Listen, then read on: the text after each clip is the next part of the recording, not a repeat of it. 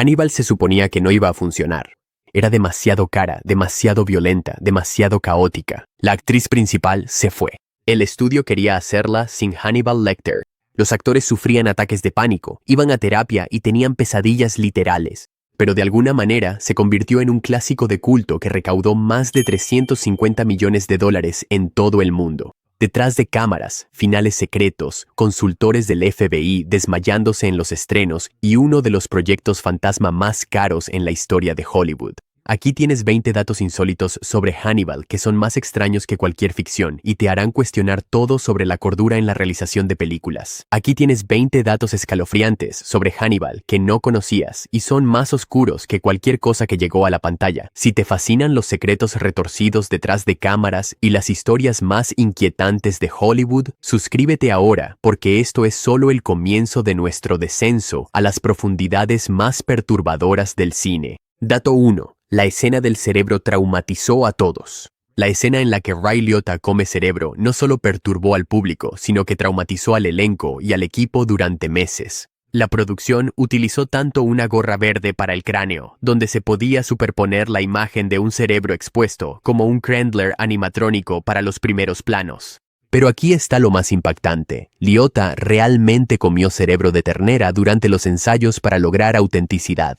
El actor admitió después: a mí también me traumatizó cuando le recordaron el impacto de la escena. Según se informa, sufrió pesadillas durante semanas y se negó a comer cualquier cosa con una textura similar a la de los cerebros falsos usados como utilería. Incluso los miembros del equipo tuvieron que hacer pausas durante la filmación y varios solicitaron sesiones de terapia después. La escena se volvió tan famosa que dio origen a todo un subgénero de horror gourmet que intentaba replicar su impacto visceral. Ahora, aquí está la bolsa que contiene el cerebro, el órgano principal. De verdad me gustaría un poco más de vino, por favor. Eso huele muy bien. Dato 2. Anthony Hopkins necesitó terapia porque disfrutaba demasiado ser malvado. Anthony Hopkins se perturbó tanto por su propia actuación que comenzó a ver a un terapeuta durante la filmación. El legendario actor admitió que realmente le preocupaba estar disfrutando demasiado de la maldad y que no podía separarse de Hannibal Lecter entre tomas. Esta confusión psicológica se volvió tan intensa que a veces Hopkins se sorprendía a sí mismo adoptando los gestos de Lecter durante conversaciones informales con el elenco y el equipo. Las sesiones con el terapeuta no fueron impuestas por el estudio. Hopkins las buscó por su cuenta porque temía que el personaje estuviera afectando su verdadera personalidad. Sus compañeros de trabajo notaron que se volvía más calculador y observador en sus interacciones diarias, estudiando a las personas con una intensidad que los incomodaba. Este enfoque de actuación de método creó una de las interpretaciones más escalofriantes del cine, pero a un costo personal que persiguió a Hopkins mucho después de que terminara la filmación. Para los pobres y desafortunados niños y niñas rechazados que harían cualquier cosa por una barra de chocolate. Berger, no necesito delitos sexuales. Solo tengo que... Está bien. Hecho 3. La reemplazante de Jodie Foster tuvo ataques de pánico por usar su piel. Según se informa, Julianne Moore sufrió ataques de pánico durante su primera semana de rodaje porque sentía que estaba usando la piel de Jodie Foster. La presión de reemplazar a una de las actrices más queridas de Hollywood en un papel icónico creó una pesadilla psicológica para Moore. Ella insistió en reescribir completamente varias de las escenas de Clarice para que el personaje se sintiera lo suficientemente diferente como para justificar su existencia. Más tarde, Moore reveló que tenía ataques de ansiedad en su camerino, sintiendo que el público nunca aceptaría su versión de Clarice. Las reescrituras fueron tan extensas que añadieron semanas al calendario de producción y millones al presupuesto. Ridley Scott tuvo que traer entrenadores de diálogo adicionales e incluso a un terapeuta para ayudar a Moore a superar su síndrome del impostor. A pesar del trauma, la dedicación de Moore para hacer suyo el papel finalmente creó una interpretación única que se distingue de la representación original de Foster. Lo que vine aquí a inculcarte, Starling, es que es mejor que vea la cooperación. Aquí no hay pequeños feudos. No quiero me copien cada 302. Trabajas conmigo. Hecho 4. Gary Oldman estaba tan irreconocible que exigió permanecer anónimo. Gary Oldman no recibió ningún crédito en la película a pesar de interpretar al villano principal, Mason Verger, lo que lo convierte en uno de los actores desconocidos más caros de la historia del cine. La transformación fue tan extrema que ni siquiera la propia madre de Oldman pudo reconocerlo en el estreno. Su maquillador reveló, lo primero que dijo fue, ¿podemos estirar más la cara? El proceso de prótesis tomaba 6 horas diarias y Oldman no podía comer alimentos sólidos mientras llevaba los elaborados aparatos faciales. Tuvo que consumir todas sus comidas con una pajilla, lo que le llevó a perder 15 libras durante el rodaje. El anonimato no tenía que ver con el ego. Oldman realmente creía que el público no asociaría la actuación con él, permitiendo así una experiencia de visualización más auténtica. Su compromiso fue tan total que se mantenía en personaje entre tomas, hablando con el perturbador susurro de Berger incluso durante las pausas para el almuerzo. Sabes, le doy gracias a Dios por lo que pasó. Fue mi salvación. ¿Has aceptado a Jesús, agente Starling? ¿Tienes fe? Dato 5. El estudio creó en secreto 3 finales diferentes que nunca usaron. Los ejecutivos de MGM estaban tan aterrados por la violencia de la película que encargaron en secreto 3 finales distintos, incluyendo uno en el que Hannibal muere y otro en el que Clarice lo mata. Todos fueron finalmente descartados por ser demasiado hollywoodenses. El final original era aún más controvertido. Incluía a Hannibal y Clarice escapando en un avión secuestrado, pero esto fue regrabado después del 11 de septiembre porque el estudio entró en pánico por las imágenes. Los finales alternativos costaron más de $8 millones en producirse y se filmaron con el elenco principal. Pero los grupos de enfoque los consideraron demasiado violentos o demasiado redentores. Una versión mostraba a Clarice disparándole a Hannibal en una habitación llena de espejos, creando una ruptura simbólica de su psique. Otra mostraba a Hannibal sacrificándose para salvar a Clarice del plan de venganza de Mason Verger. Estos finales no utilizados permanecen guardados en la bóveda de MGM, convirtiéndolos en algunas de las escenas eliminadas más caras del cine. Él la despertó, temblorosa y dócil, y ella comió ese corazón ardiente. Llorando, partió. Dr. Feld, ¿cree usted que un hombre podría obsesionarse tanto? Dato 6. La escena del jabalí utilizó animales reales que se emocionaron demasiado. La escena del ataque de los jabalíes involucró animales reales que se emocionaron peligrosamente durante la filmación. Se untaron muñecos y dobles de acción con comida para que los animales mordisquearan los cuerpos de forma natural. Pero un jabalí llamado Popcorn se entusiasmó tanto que derribó a un camarógrafo y siguió atacando el equipo. La producción tuvo que contratar domadores de animales profesionales y construir barreras reforzadas después de que varios miembros del equipo fueran perseguidos por jabalíes sobreestimulados. Los animales fueron entrenados durante meses antes, pero sus instintos naturales de caza se activaron cuando olieron los objetos cubiertos de comida. Varias tomas se arruinaron cuando los jabalíes se negaron a dejar de alimentarse de los muñecos, lo que obligó a los cuidadores a usar recompensas de comida para alejarlos. La escena que aparece en la película es en realidad un montaje de docenas de tomas, ya que ningún intento individual capturó la violencia deseada sin poner en riesgo al equipo. Oye, Cadel, ¿por qué no lo empujaste? Siempre puedes decir que fui yo. ¡No! Cálmate un poco, por favor. Por favor, cálmate un poco. Tómate tu tiempo. Cálmate, por favor. Necesitas tranquilizarte y mantener la calma. Cálmate. Respira profundamente. Dato 7. Jodie Foster se negó a regresar debido a una historia de amor polémica. Jodie Foster se negó a volver como Clarice Starling porque estaba horrorizada por el final original de la novela, en el que Hannibal y Clarice se convierten en amantes y huyen a Argentina. Foster sintió que esto traicionaba por completo al personaje que ella había creado, lo que llevó a uno de los reemplazos de reparto más costosos en la historia de Hollywood. Su partida no se debió solo a la integridad artística. Ella creía sinceramente que el subargumento romántico socavaría todo lo que Clarice representaba como una agente del FBI fuerte e independiente. El estudio le ofreció a Foster un control creativo sin precedentes y un salario récord, pero ella se mantuvo firme en su negativa. Su excusa oficial fueron conflictos de agenda con una película llamada Flora Plum. La decisión de Foster le costó a la producción unos $30 millones en retrasos y recasting. Muy bien, echa un vistazo. El mercado de pescado, la parte trasera da al agua. Al otro lado de la calle, en la planta baja, está el laboratorio de metanfetaminas. Evelda Drumgus, VIH positiva. Ella escupirá y morderá. Está acorralada, así que ten cuidado. Dato 8. La escena de la ópera fue prohibida en la escala. La famosa escena de la ópera donde Hannibal mata al inspector Patsy originalmente iba a ser filmada en la escala, pero la prestigiosa casa de ópera prohibió la producción después de leer el guión. Los directivos de la escala quedaron horrorizados por la violencia planeada y se negaron a permitir que su histórico recinto se asociara con tal brutalidad. Ridley Scott tuvo que recrear todo el interior en un set de sonido a un costo enorme, más de $12 millones solo para la construcción del decorado.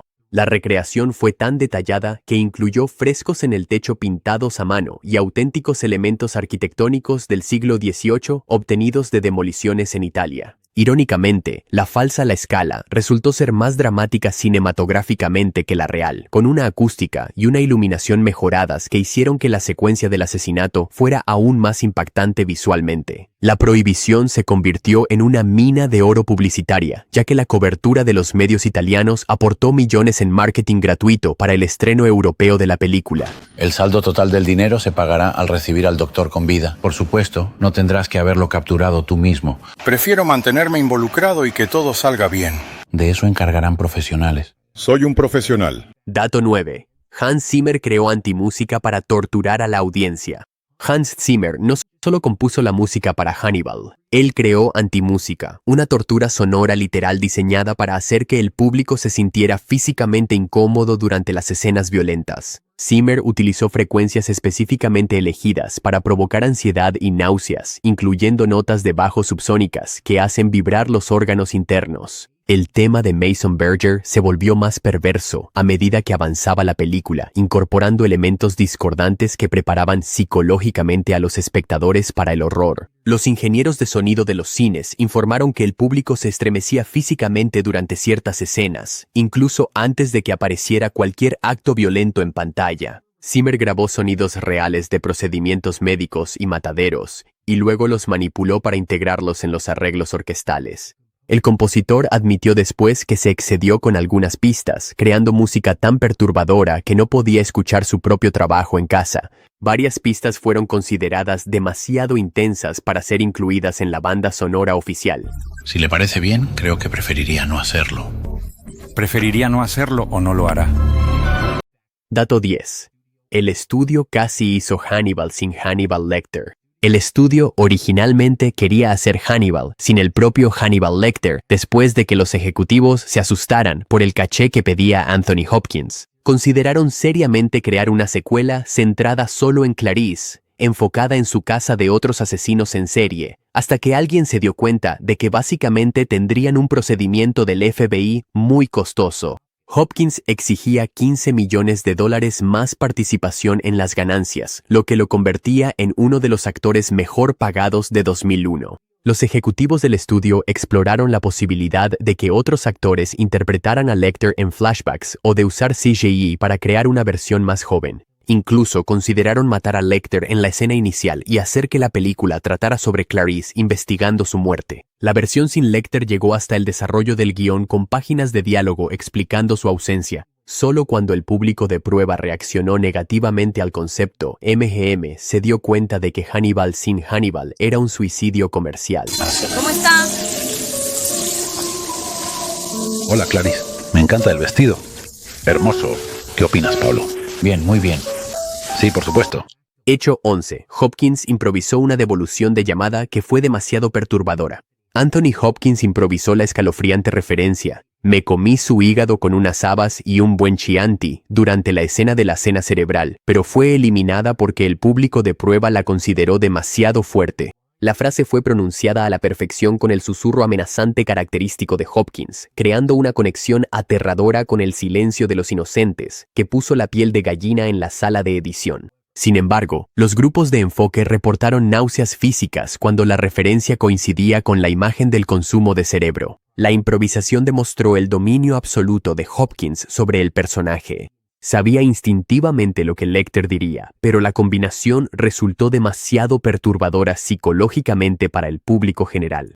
La línea eliminada existe en la bóveda de la película, junto con varias otras improvisaciones de Hopkins que se consideraron demasiado intensas. Los directores admitieron más tarde que deberían haberlo conservado, ya que habría creado una de las referencias de terror más memorables del cine. Hagoning de Marnard. ¿Le suena de algo la biología de la escuela secundaria, doctor? Usted le dio el resto de mí a los perros.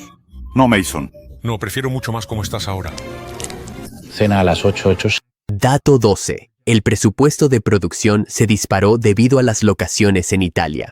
El presupuesto de producción pasó de 87 millones a más de 130 millones de dólares, en parte porque Ridley Scott insistió en filmar en locaciones auténticas de Italia, incluyendo obtener permiso para grabar dentro de palacios renacentistas reales que no habían permitido cámaras en siglos. La obsesión de Scott por la autenticidad llevó a meses de negociaciones con las autoridades culturales italianas y a tarifas astronómicas por las locaciones. Algunos palacios exigieron pólizas de seguro especializadas por millones de dólares, ya que cualquier daño a los frescos o a la arquitectura invaluable habría sido catastrófico. El equipo tuvo que utilizar equipos de iluminación de calidad museística para evitar daños por calor a obras de arte de siglos de antigüedad. Solo los costos de transporte superaron los 8 millones de dólares, ya que muebles y utilería de época tuvieron que ser enviados entre varias locaciones históricas. La burocracia italiana añadió meses al cronograma, ya que los permisos requerían la aprobación de los ministerios de cultura, los gobiernos locales y las sociedades de preservación histórica.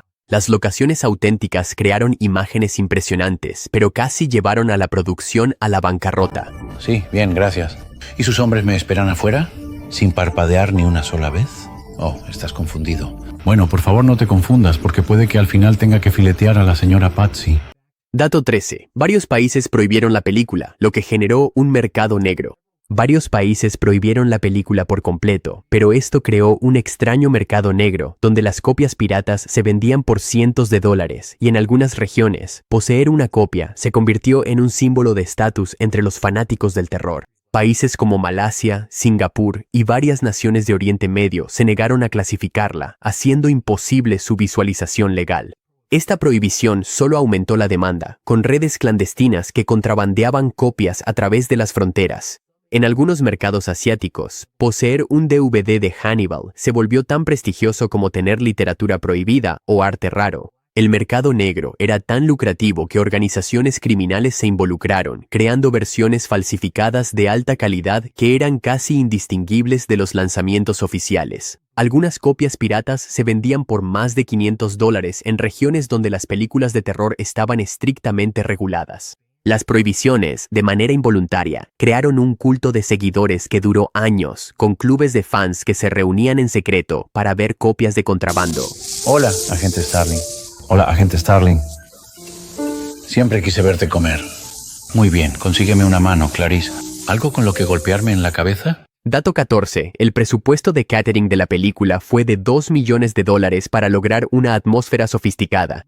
Supuestamente, el presupuesto de catering de la película fue de $2 millones porque Hopkins insistió en servir comidas gourmet reales al elenco y al equipo entre tomas para mantener la atmósfera sofisticada. Esto lo convirtió, potencialmente, en el servicio de catering más caro en la historia del cine. Hopkins creía que comer alta cocina ayudaría a todos a encarnar los temas de la película sobre violencia refinada y brutalidad culta. El catering incluía delicias italianas importadas, vinos de añada y comidas preparadas por auténticos chefs con estrellas Michelin. Los miembros del elenco comentaron que las pausas para el almuerzo se sentían como asistir a cenas exclusivas, con Hopkins a menudo conversando sobre arte y filosofía mientras disfrutaban de elaborados menús de varios tiempos. El costoso catering no era solo un derroche, era actuación de método a escala de toda la producción. Sin embargo, muchos miembros del equipo encontraban psicológicamente perturbador comer comida gourmet rodeados de utilería que representaba canibalismo y violencia. El contraste entre la elegante comida y las imágenes horribles se convirtió en parte de la atmósfera surrealista de la producción de la película.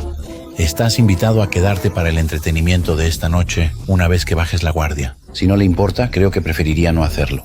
¿Preferiría no hacerlo o no lo hará? Dato 15. Thomas Harris repudió su propia adaptación. Thomas Harris, quien escribió la novela original, repudió públicamente la adaptación cinematográfica y se ha negado a escribir más historias de Hannibal, en parte porque le perturbó profundamente cómo la película embelleció el canibalismo. Esto puso fin de manera efectiva a una de las franquicias de terror más rentables, porque su propio creador se asustó demasiado. Harris sintió que la película glamorizaba la violencia de formas que su libro nunca pretendió, creando belleza estética en torno a actos de brutalidad.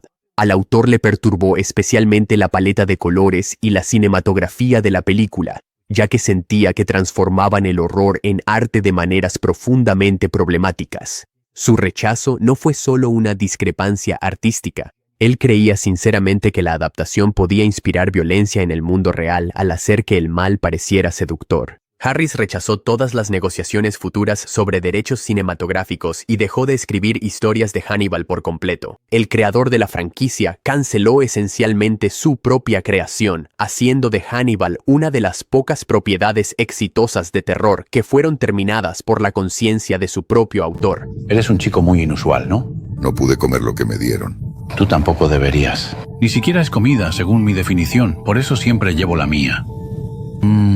Dato 16. Roger Ebert lo llamó un espectáculo geek de carnaval elevado al nivel de arte. Roger Ebert calificó a Hannibal como un espectáculo geek de carnaval elevado a la dirección del arte, capturando perfectamente su extraña combinación de alta cultura y violencia extrema.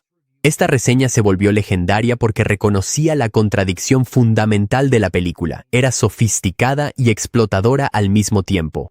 Ebert reconoció que Scott había creado algo sin precedentes, una película de terror con el lenguaje visual del cine de prestigio. La reseña desató un intenso debate sobre si la técnica artística podía justificar un contenido extremo. La frase de Ebert, espectáculo geek de carnaval, hacía referencia a los elementos sensacionalistas de la película, mientras que, elevado al arte, reconocía la maestría directorial de Scott.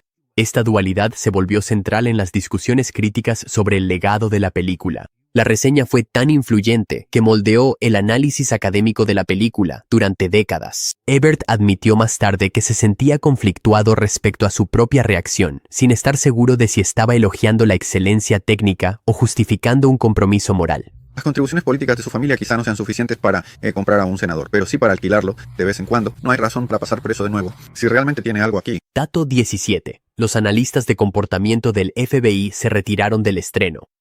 El estreno de la película contó con analistas de comportamiento reales del FBI como invitados, y varios, según se informa, se marcharon durante la escena del cerebro. Y supuestamente, uno de ellos se desmayó. Más tarde, el FBI utilizó fragmentos de la película en videos de entrenamiento sobre lo que no se debe hacer durante investigaciones de asesinos en serie. La participación del buró fue concebida como una maniobra publicitaria para mostrar la precisión procesal de la película. Sin embargo, los verdaderos perfiladores consideraron que la violencia era gratuita y psicológicamente dañina. Las salidas se convirtieron en noticia de primera plana y los funcionarios del FBI se distanciaron de la producción. Irónicamente, la reacción negativa del FBI se convirtió en parte de la campaña de marketing de la película, sugiriendo que era demasiado realista incluso para las fuerzas del orden. Los videos de entrenamiento del buró que usaban fragmentos de Hannibal se volvieron legendarios dentro de los círculos del FBI, sirviendo como ejemplos de cómo las representaciones mediáticas pueden distorsionar la comprensión pública de la psicología criminal. ¿Procedemos, comisario? Bueno, está bien. Voy a ir a verte. Espero que pronto. Pero, primero necesito que elijas a los chicos. Dato 18. La película cambió su final después del 11 de septiembre por la imaginería de secuestro. El final de la película fue cambiado después del 11 de septiembre porque la conclusión original mostraba a Hannibal y Clarice escapando en un avión secuestrado y el estudio entró en pánico por esa imagen. El final original fue filmado, pero se consideró demasiado sensible para el público posterior al 11 de septiembre, lo que requirió costosos rerodajes semanas antes del estreno. La secuencia del secuestro era elaborada, mostrando a Hannibal tomando el control de un jet privado, mientras Clarice debía elegir entre ser capturada o ser cómplice. El final original existe en los archivos de la película, pero nunca se ha hecho público debido a la continua sensibilidad respecto a la imaginería de secuestros aéreos. Este cambio de último minuto alteró por completo la conclusión temática de la película, pasando del escape al sacrificio de maneras que aún generan debate entre los fanáticos. Creo que sería mejor para ti si nunca la has sacado del problema. Oh, lo habría hecho, debería haber hecho, podría haber hecho. ¿Qué opinas del dinero? 5. Oh, simplemente lancémoslo como 5. Dato 19. Un jabalí llamado Popcorn se convirtió en una celebridad que se robaba la escena. Durante la escena del ataque de los jabalíes salvajes, un jabalí llamado Popcorn se emocionó tanto durante la filmación que en realidad derribó a un camarógrafo y siguió persiguiendo a los miembros del equipo por el set. El entusiasmo de Popcorn era tan contagioso que mejoró la autenticidad de la escena, pero también creó un peligro real para el equipo de filmación. El jabalí tuvo que ser sujetado varias veces después de sobreexcitarse con los accesorios y muñecos cubiertos de comida. El cuidador de Popcorn reveló que el animal nunca había mostrado un comportamiento tan agresivo durante el entrenamiento, pero algo en el set de filmación despertó sus instintos naturales de caza. La actuación del jabalí fue tan memorable que recibió cartas de admiradores tras el estreno de la película, con espectadores preguntando específicamente por el cerdo entusiasta. Las escenas de Popcorn requirieron medidas de seguridad adicionales y pólizas de seguro, ya que el comportamiento impredecible del animal suponía riesgos de responsabilidad. El entusiasmo natural del jabalí generó un terror más auténtico que cualquier actuación entrenada podría haber logrado. ¿Te ves bien? Ella está suelta, me tocas. Entendido. Hazlo bien y sobreviviremos a esto. Hablado como un verdadero protestante, será mejor que te apures. Esto podría ir más rápido si me pasas los cuchillos. Dato 20. La película dio origen al horror gourmet como un nuevo subgénero. Hannibal dio origen a todo un subgénero de películas de horror gourmet que intentaban replicar su combinación de alta cultura y violencia extrema, cambiando fundamentalmente la manera en que las películas de terror abordan la presentación estética. La película demostró que el público aceptaría la violencia extrema si se presentaba con una cinematografía sofisticada, música clásica y diálogos refinados. Este modelo influyó en docenas de películas posteriores que combinaron brutalidad con sofisticación cultural. La influencia se extendió más allá del terror, llegando a thrillers y dramas criminales que adoptaron el lenguaje visual de Hannibal. Las escuelas de cine comenzaron a enseñar las técnicas de Ridley Scott como ejemplos de cómo el estilo puede transformar la percepción del contenido. Sin embargo, los críticos argumentaron que esta tendencia priorizaba la estética sobre el contenido, creando entretenimiento hermoso, pero moralmente vacío. El movimiento de horror gourmet se convirtió tanto en un homenaje como en una crítica al controvertido legado de Hannibal. ¿Lo mandarías a enmarcar profesionalmente y lo colgarías en tu pared para mirarlo y recordarte tu valentía e incorruptibilidad? Para eso, Clarice, solo necesitas un espejo. Dato caótico extra. El estreno de la película contó con la presencia de verdaderos analistas de comportamiento del FBI como invitados, y las consecuencias fueron legendarias. No solo varios agentes se retiraron durante la escena del cerebro, con uno que supuestamente se desmayó, sino que los agentes restantes pasaron la recepción criticando en voz alta las inexactitudes procesales de la película. Se escuchó a un perfilador senior decir a los reporteros que Hannibal Lecter nunca sobreviviría a los protocolos reales de máxima seguridad, mientras que otro se quejaba de que la película dificulta nuestro trabajo al crear expectativas públicas poco realistas. La crítica del FBI se volvió tan intensa que los ejecutivos de MGM la consideraron un desastre publicitario, hasta que las cifras de taquilla demostraron que la controversia en realidad aumentó la venta de entradas. Más tarde, la agencia utilizó fragmentos de la película en videos de capacitación sobre lo que no se debe hacer durante investigaciones de asesinos en serie, otorgando inadvertidamente a la película una especie de respaldo oficial del FBI como el ejemplo perfecto de cómo no atrapar caníbales. Comenzó como un desastre, con una actriz principal que huyó, un estudio que no quería a su propio villano y una producción que traumatizó a todos los involucrados, pero de alguna manera, ese desastre se convirtió en un clásico de culto que redefinió el cine de terror y dio origen a todo un subgénero. Hannibal demostró que, a veces, las producciones más problemáticas crean las películas más inolvidables. Si te interesan los secretos extraños del cine y la caótica historia de los proyectos más controvertidos de Hollywood, suscríbete, porque apenas estamos comenzando con las historias que no quieren que conozcas.